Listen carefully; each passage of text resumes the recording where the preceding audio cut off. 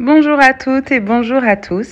Je vous souhaite la bienvenue dans la vidéo numéro 21 de votre programme. Un programme de 31 jours de yoga pour découvrir et se relaxer.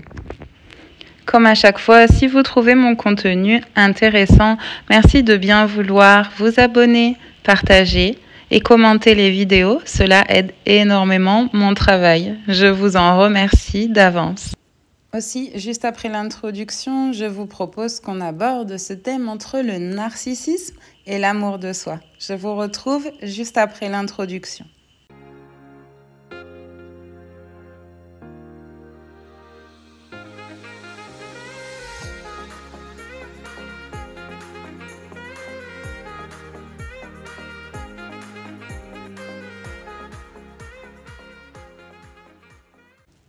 La frontière est toujours très mince entre le narcissisme et l'amour de soi, d'un point de vue extérieur.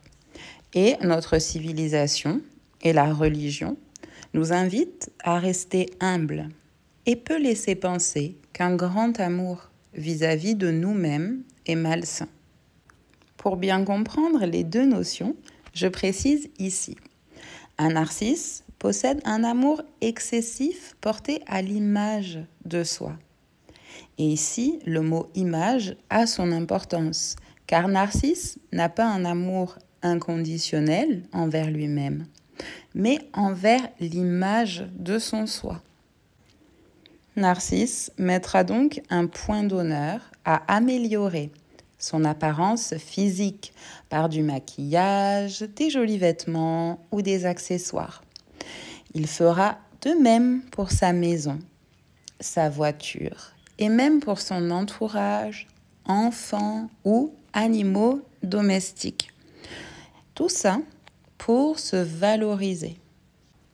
On peut donc dire que Narcisse aime l'image qu'il renvoie, mais Narcisse s'aime-t-il vraiment ? Je vous invite à laisser ça de côté pour le moment et à nous concentrer maintenant sur l'amour de soi, l'amour propre, le self-love comme disent les anglo-saxons.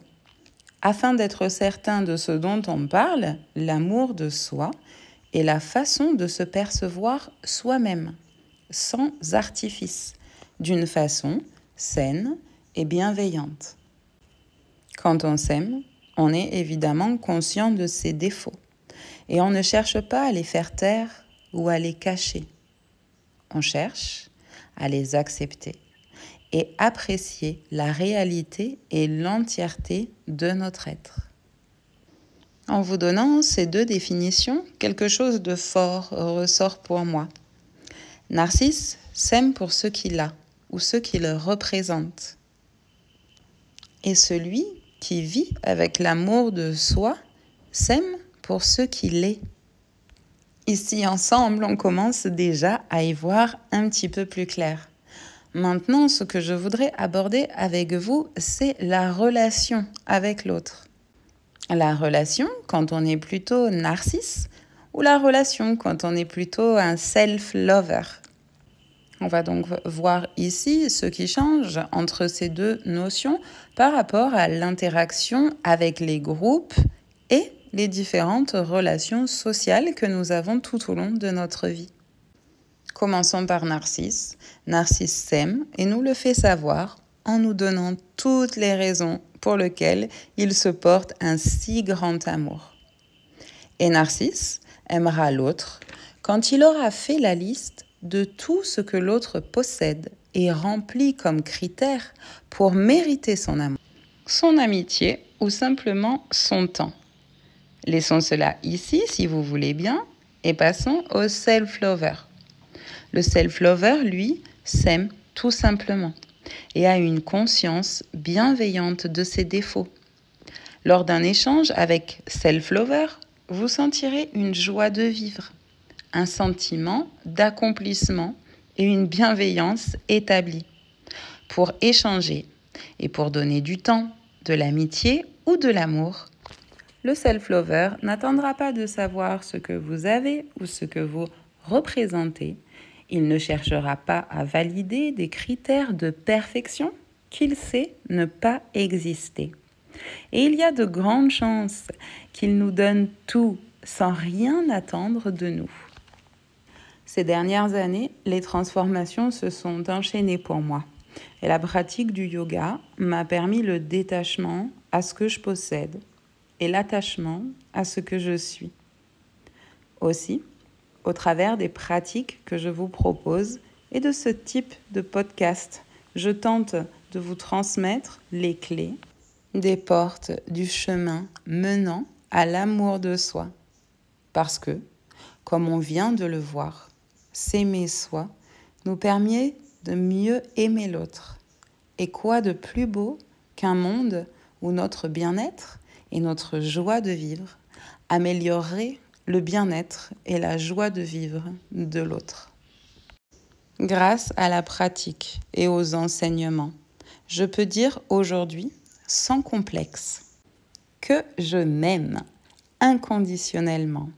Et je peux aussi vous dire de la même manière que je vous aime, sans faux semblant et sans pudeur, de manière inconditionnelle, qui que vous soyez. Et si je peux le faire, ouvrir mon cœur et donner mon énergie, quitte à être blessé, trahi, malmené ou encore jugé, c'est parce que j'ai appris à m'estimer suffisamment comme personne pour me rassurer et me réconforter en cas de perte, en cas de critique ou en cas de difficulté. Ici, comme je vous aime de manière inconditionnelle, je ne peux que vous conseiller de trouver votre chemin vers l'amour de vous pour être un pionnier dans l'amour de l'autre. Il ne s'agit absolument pas ici de vous mettre en avant ou de vous faire passer avant les autres ou encore de vous sentir comme un être supérieur. Non, il s'agit juste de vous accepter, de vous estimer et de vous faire respecter. En réussissant à vous accepter, à vous estimer et à vous faire respecter, vous serez d'autant plus capable de le faire aussi pour votre voisin. Pour terminer ce podcast, j'ai choisi de vous donner 5 citations que je trouve puissantes et belles pour la réflexion de l'amour de soi. Je vais vous donner la première phrase qui est « Aimez-vous d'abord et le reste s'aligne ». Ici quelques secondes, je vous invite à méditer sur cette phrase. Aimez-vous d'abord et le reste s'aligne. Pour la deuxième phrase, j'ai choisi « Personne n'est toi et c'est ton super pouvoir ». Ici encore, prenez quelques secondes pour méditer sur cette phrase. Personne n'est toi et c'est ton super pouvoir.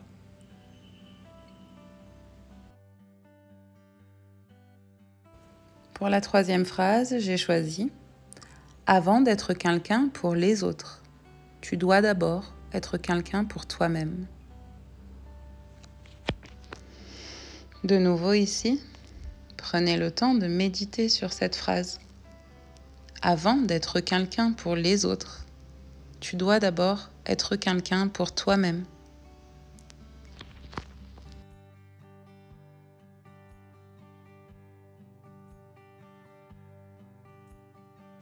La quatrième phrase que j'ai choisi d'aborder avec vous est « La relation que vous entretenez avec vous-même donne le ton à toutes vos autres relations. »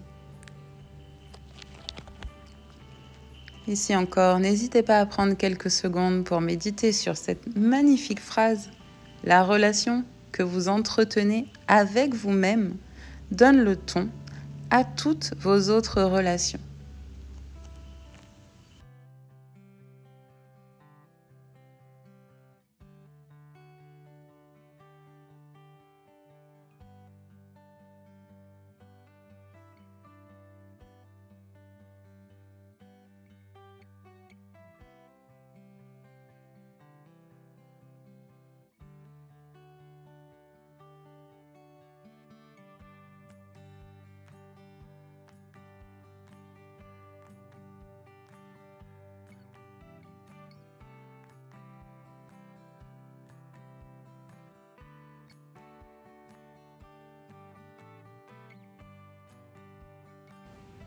Et enfin, pour la dernière et 5e phrase, je vous propose le plus beau des cadeaux que quelqu'un puisse vous faire.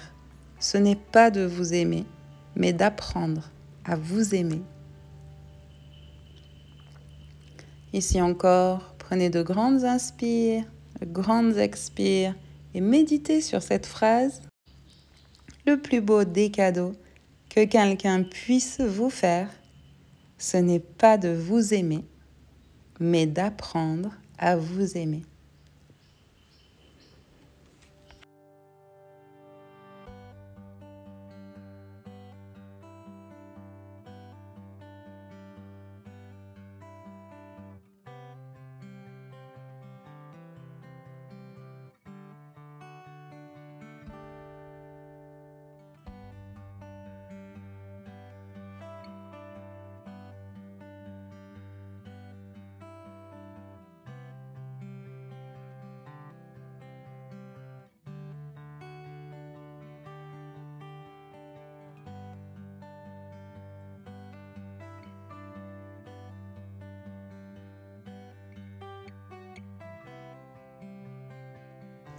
J'espère de tout mon cœur qu'aujourd'hui, je vous ai fait ce cadeau.